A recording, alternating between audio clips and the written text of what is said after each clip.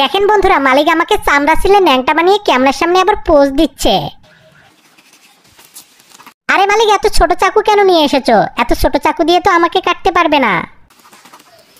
মালিক, এটা তুমি কি করছো? এভাবে চাপ দিলে আমাদের হাড়গুড় সব গুঁড়ো গুঁড়ো হয়ে যাবে। আরে আরে মালিক, মুরগিকেও এভাবে কাটে নাকি? জানি না তুমি আজকে আমাদের দিয়ে কি রেসিপি বানাবে। এই বাবুরা, তোমরা কি দেখছো? তাড়াতাড়ি করে ভিডিওটাতে লাইক দিয়ে চ্যানেলটা সাবস্ক্রাইব করো। মালিক, তুমি যে এভাবে পানি ঢালছো, এভাবে পানি ঢাললে কি পরিষ্কার হবে নাকি?